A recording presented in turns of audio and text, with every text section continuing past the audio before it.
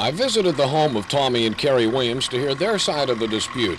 Carrie and her daughter, Linda, explained that the Williams color television had been repaired once before by Chaffin Sons TV service last summer. When it broke down again earlier this year, they called him back. And in February, serviceman Bobby Williams took the set in, and they haven't seen it since. Carrie explained why. Then this last time when he come in and got it, well, he kept telling him it won't be no charge.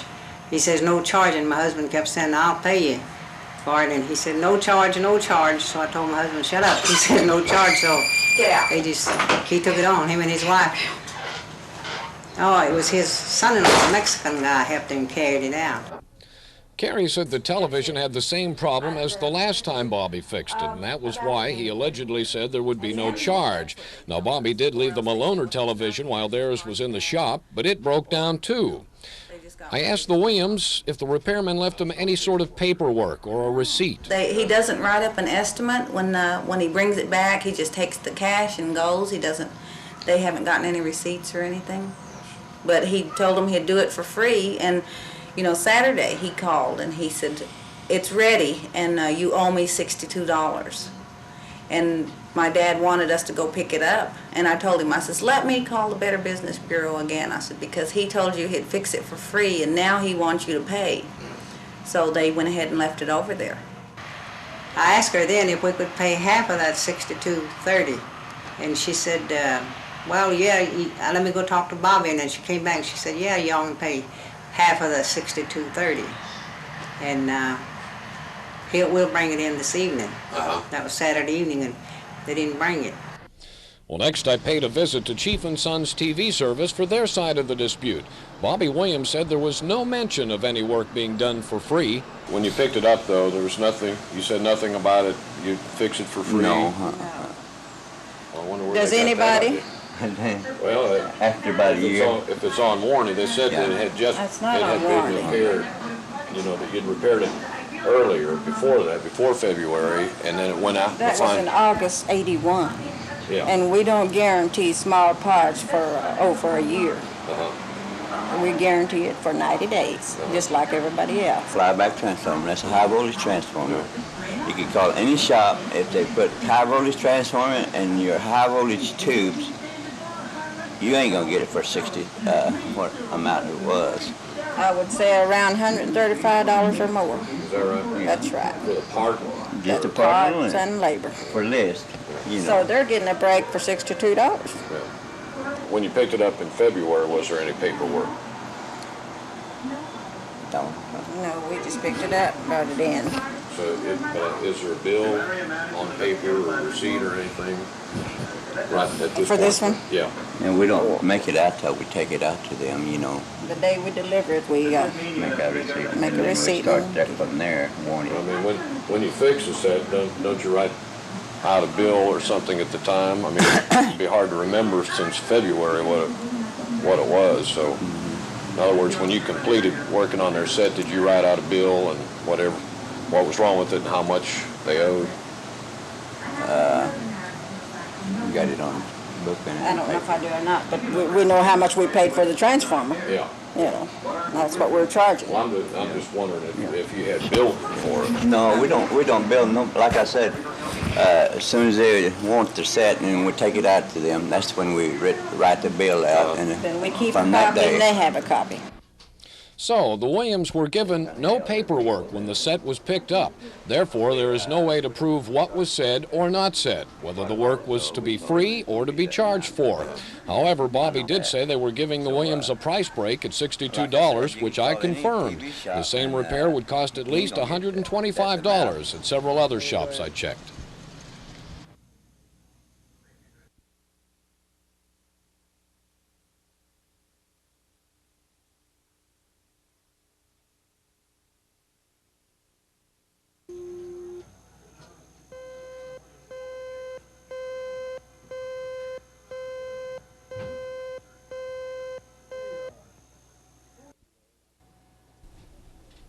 Back in February, I visited with Dale's wife, Marcia, and his two children, 10-year-old Jennifer and 7-year-old Jimmy Don. It was a rough time for the Woodsides, but Marcia said the load was lightened by all the friends at school and at church who helped them out. We feel so fortunate to have so many people who love Dale and who love us. In Your Corner began looking for help in honoring Dale's wish that his children could visit Disney World. Well, that help came from a confirmation class at St. James Catholic Church. The confirmation class is taking on the trip as its civic service project, and it began with a garage sale this past weekend. Garage sale's doing fine, better than we thought. We've had a little trouble, and for further progress, we're planning on Mexican supper and a jamboree. Well, the little trouble Teresa mentioned was a theft. She said Friday, the first day the garage sale opened, someone removed $100 from their collection box. But they have faith they will raise the money that will send Jennifer and Jimmy Don to Disney World during the summer recess, as their father wished.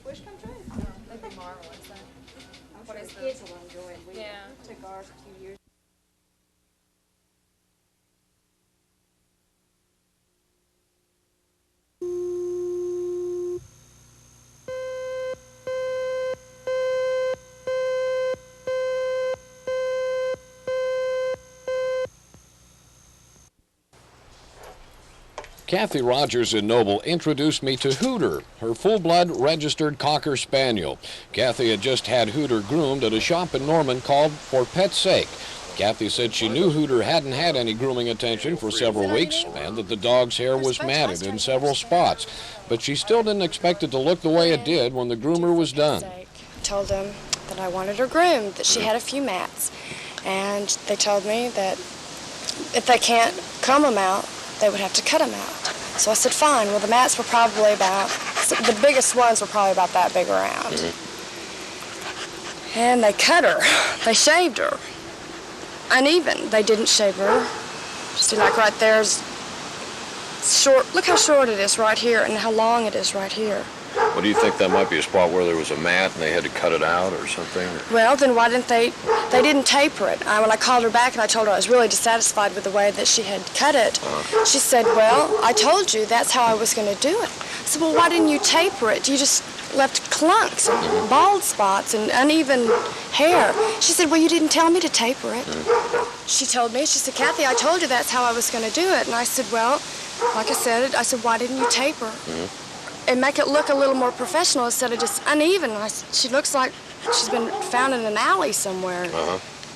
She said that we'll bring her back.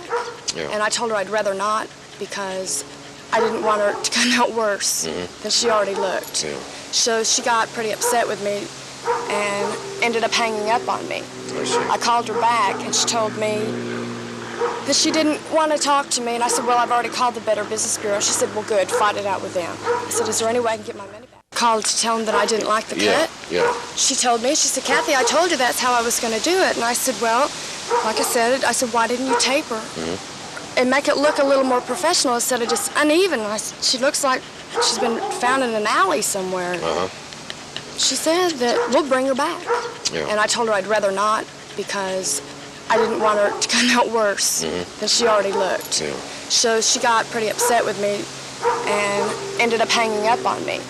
I called her back and she told me that she didn't want to talk to me, and I said, well, I've already called the Better Business Bureau. She said, well, good, fight it out with them. Kathy said she paid $19.50 for the grooming, but the shop would not refund the money. The shop did offer to have the dog brought back again. I went to For Pet's Sake to talk with Linda, the owner. She told me what she told Kathy. I called her back and I told her that we were going to have to shave in here because when you start taking scissors in here, you cut this little web of skin. You take a real big chance in cutting that little web of skin and hurting the dog. And I told her that I didn't want to hurt the dog. She was welcome to come pick it up if she didn't want us to do it, which is just fine with me. I don't like going through scenes like that with what I had with her. So she ended up saying, well, do whatever you have to do. And I said, do you understand that your dog is going to be real badly gapped? And it was. It was badly. It was real badly gapped. All this back here had to come off, but it was mats like this. It's not going to come out. Anyway, so her whole solution was, okay, do what you have to do. So I did, and I got the front part out, and it looked real good. I thought it looked real good. For as badly matted as that dog was, I thought she'd be real happy with it. She called me back the next day just mad on a wet hand. And I said, well, you know, if you brush the dog and take care of it, not bring it in like that, things like that wouldn't happen. But I called you, and you told me it was fine to do it. The assistant groomer talked to her, and I talked to her.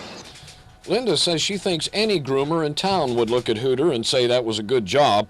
She said she wouldn't refund the money because she had done a lot of work, including cutting the mats out of the ears. But Linda did make one offer to Kathy. She's welcome to bring it back in. If I can do anything about it, I certainly will. I don't like somebody going away here mad.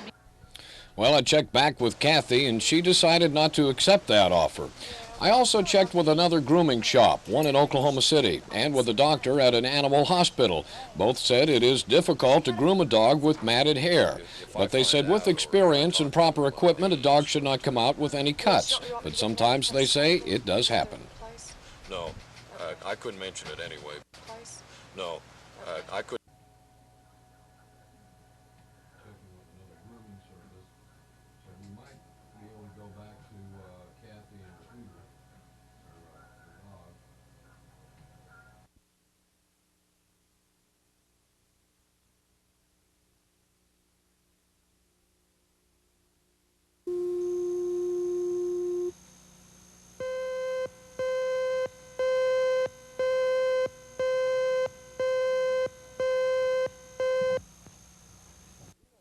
When? Dino Lawley of our staff received an advertisement in the mail from a Beatrice Bailey in Sterling, Pennsylvania. The ad said she was a retired school teacher who researches family names. She offered a family heritage book on the Lawley family for only $29.85. The card said she spent thousands of dollars and many hours researching the name. Because I think there's something wrong here, because none of my family, no members of my family were contacted.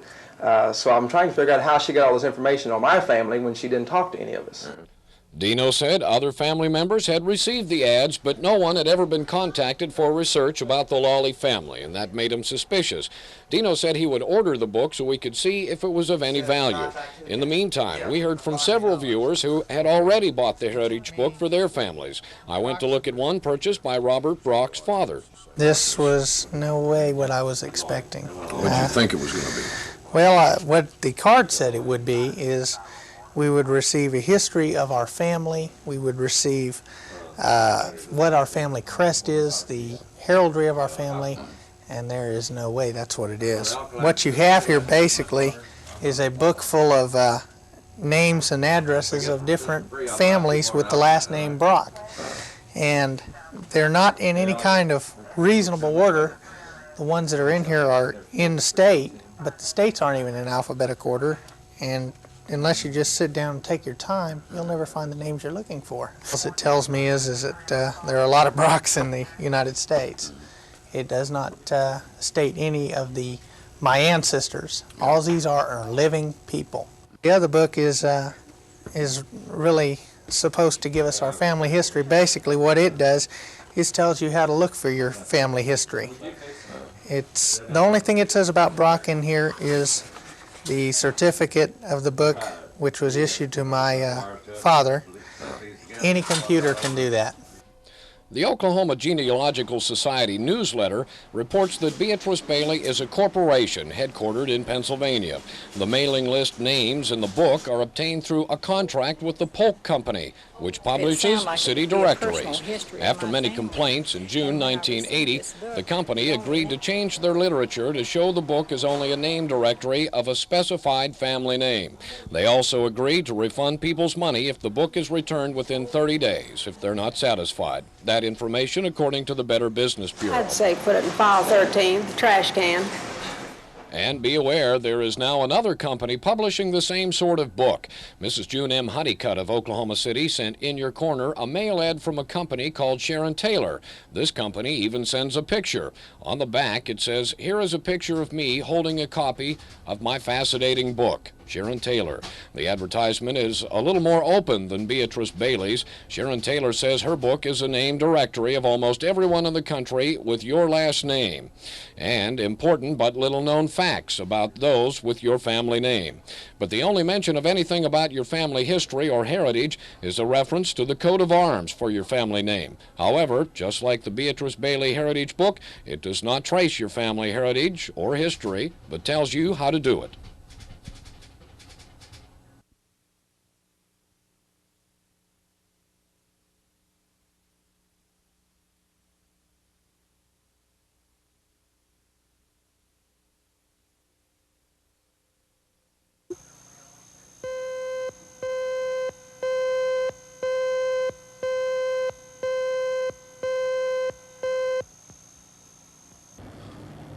You may not find Don Wallace filming a Wallace Wildlife Fishing Show out here at Lake Hefner, but it's still good fishing. Milo Lencho of Edmond used to spend a lot of relaxing hours out on this pier, and he caught a lot of fish.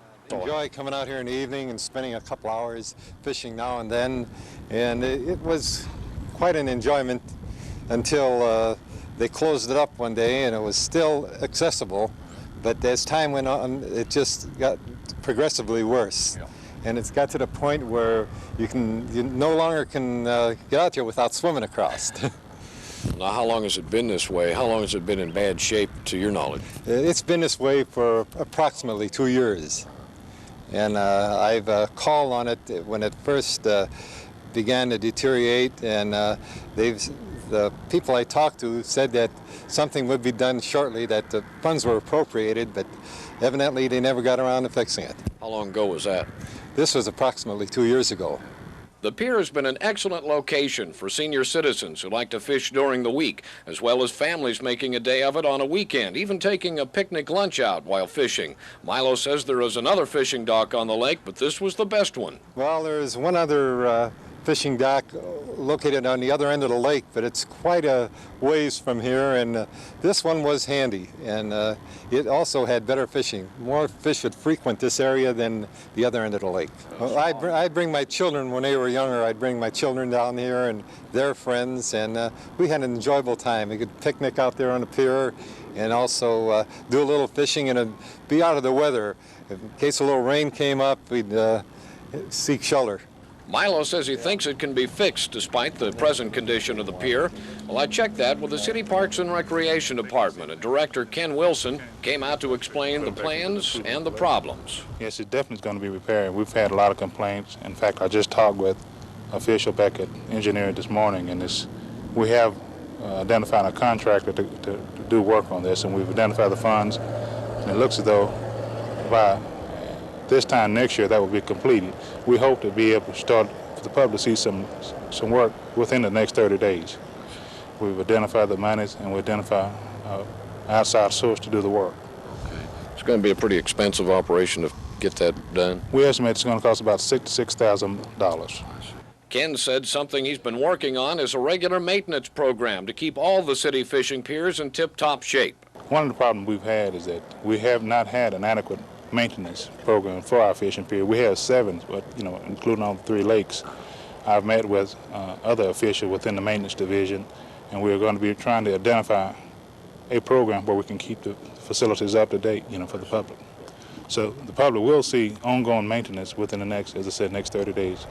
We would always like to do as much as we can in-house, but we just have not had the adequate personnel or the technical know-how for our people to do the work internally.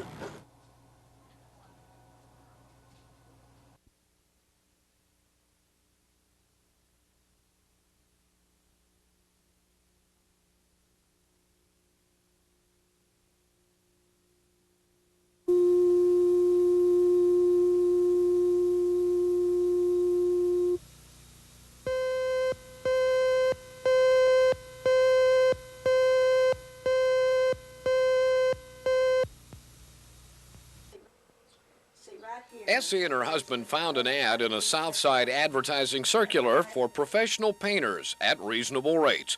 Just what they needed since both are retired, on fixed incomes, plus a little part-time work. Essie says painters Scott and Kay Brazier gave her a very reasonable rate. They said we will charge $25 a room, and said the rest of the money will go on the paint.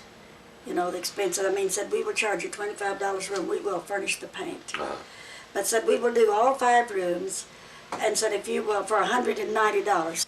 Well, you can't beat a deal like that. $25 a room, and they furnish the paint, a total of $190. They even gave Essie a contract, but the deal was too good to be true. He called me over there, and he said I had a contractor come out and said he told us that we were crazy to do this house for $200. I said, but you signed the contract. It was your own contract. It was your own doings. It was your own bid. Now, I said, we didn't. I said, we hesitated. Y'all harassed us about 2 more weeks till we finally gave in. Yeah. So that was it. He said, well, we're going to leave. And I said, well, don't leave without leaving half of the money. So Essie got no money back and only 1.5 rooms painted, and she wasn't crazy about the way these professional painters worked. I asked them not to ever drink on the job or not to bring anything in the house, and that's the first day they brought 2 bottles of beer when they found I was gone. Oh, I see. And then the next day, not that same day, I guess they brought a little boy, 15 years old, carried in a bottle of liquor. Is that right? And so you can see what was going on. My grandson came in, he just come in that kind of watch, you know. And she met him over there, and she said, "Oh man, I feel better now because I went in and took a shower to cool off." Can you imagine? She took a shower here in your house? In my house. Essie said the painter, Scott Brazier, told her the walls soaked up so much paint they ran out, and she said they wanted her to give them money for more. Essie said the walls had been painted before, so they shouldn't soak up that much paint. Anyway, if the Braziers were professional painters as they advertise, Essie felt they should know how much paint to buy, and she says they had told her the paint was included in that $190 fee. I went to visit Scott and Kay Brazier to find out about all of this. Well, Scott was not there, but his father said he would discuss the case with his son that evening. Later, by phone, Scott told me he had run out of paint at Essie's house and she had refused to buy him any more. Scott said the walls soaked up too much paint anyway. He said Essie first told him the walls had been painted 3 years ago, then later said 25 years ago. Well, Essie denied that. She even named the painter that painted her walls 3 years ago. I reminded Scott of his contract and his word to Mrs. Chaffin. He said he would call her to work something out and then call me back. Well, at last check, Essie said Scott had called and told her he would go on television and warn the public not to trust older people. He said he would finish painting her walls later, but Essie says she told him she didn't want him back in her house. Well, he's up at court right now, and that's one of the things that's calling him up. Actually, according to what he said, she said that painted 3 years ago. And then after he put on a great deal of paint, spent all of his money, 25 years ago.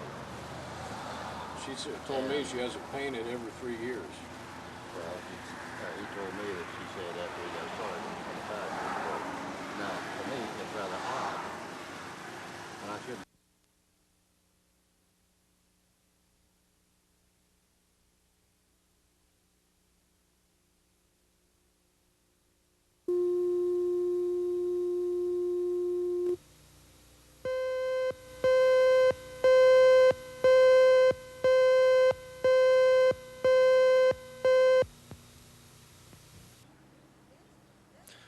Olivia says the woman who rented the house next door was relocated by the state, but she says they didn't give her adequate notice so she could get all her belongings from the house before the demolition began. They took possession of the house, I assume somewhere between January the 1st and January the 16th, which is when they told Mrs. Goff, the lady that was in the house, that she would have to leave the house, the property, within 30 days. Yeah. February the 1st, they began to tear it down.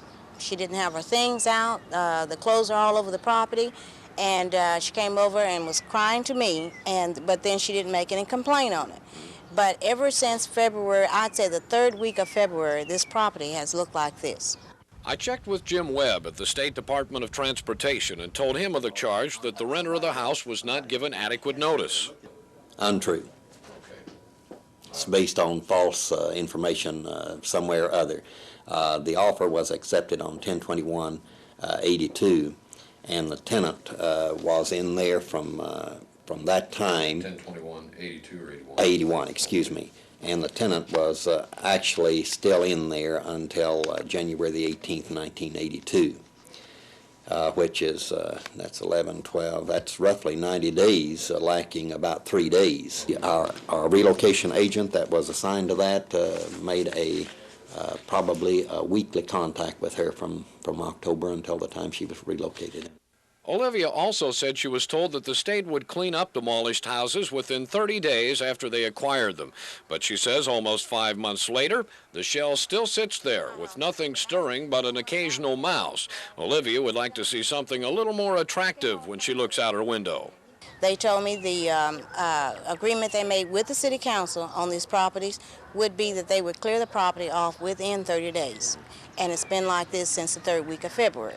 Have you talked to anybody about getting it taken care of? Yes, I've called the Department of Relocation with the state transportation and called Mrs. Kitchen, and she never returned my call. However, I did talk to a Mr. Hubbard, who is in the relocation division, and they keep telling me 30 days, but like 60 or 90 days has already passed. I directed that question to the Transportation Department also. Does the state have 30 days to clean up the demolished houses? Untrue. After the commission has approved it and after all of the necessary liability insurance payments and all of that, guarantees are in our hands. After all of that is done, then we issue a notice, which is a work order. Our project engineer will send a letter to the successful bidder, tell him that you are now authorized to begin work on such and such a date under the supervision of such and such a project engineer. From that point, he has 60 working days from the date of that notice. Webb also said in the case of the house next to Olivia Powell, the owner elected to remove some of the materials himself, and because of a hardship asked the state for 2 extensions in tearing it down, so that caused a delay, but is allowable. Now the taking of bids will be wrapped up this Friday, then 60 days will be allowed for completion of the job.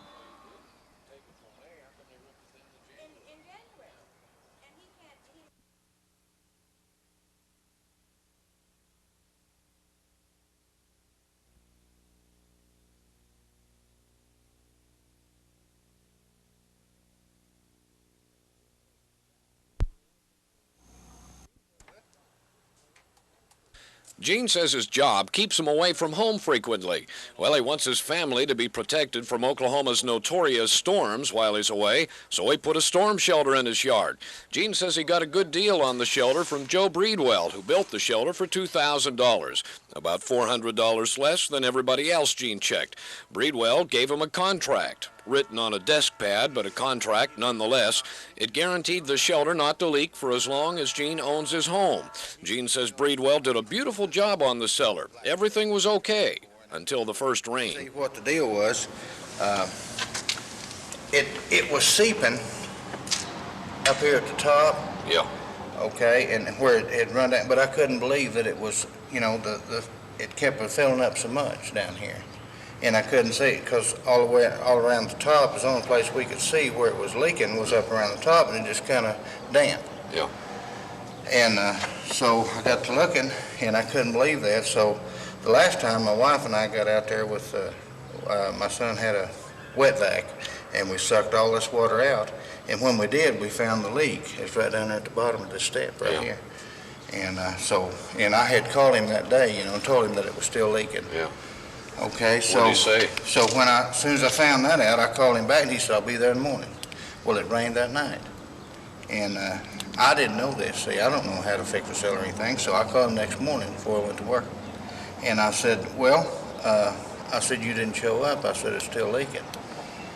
He said, "I can't come over and fix it when it's raining." I said, "Well, I didn't know." I said, "Will you come over?" He said, "Yeah, I'll come over as soon as it quits raining." I said, "Okay." And that's the last I've seen the man. I've called him several times since. Gene says he's bugged Breedwell to death about it. Now he can't get him on the phone. I've talked to his wife. His wife's who I talked to, and she told me, she said, "I'll be sure and give him a message." Yeah. And the last time I called her, she says, she told me that he told her the next time I called to be sure, just go ahead and hang up on me because I'm just damn drunk. Well, In Your Corner contacted the Breedwells. They refused to be interviewed on camera, threatened to sue us, and hung up the phone once. However, in later conversations, Mr. Breedwell alleged that the leak in the top of the shelter was caused by whoever installed the electrical wiring. But Gene says the electrician knows about that and has agreed to fix it. Gene is more worried about the larger leak at the bottom step. Mrs. Breedwell told me they can't fix that leak until all the ground around the shelter is dried out. She said they'd made 6 or 8 trips to find and fix the leaks and that the Hobbs had been uncooperative, that they would not even lend them a pan to dish out the water from the shelter. Well, Gene says that would have taken forever. He said he had to buy a pump to get the water out. That cost him $70, and he's paid $20 to an attorney to write Breedwell letters asking him to fix the leaks. So he fears the $400 he saved by hiring Breedwell will soon be spent. However, Joe Breedwell told In Your Corner when the concrete poisoning heals in his feet, he'd get back out there and fix that leak in the bottom step.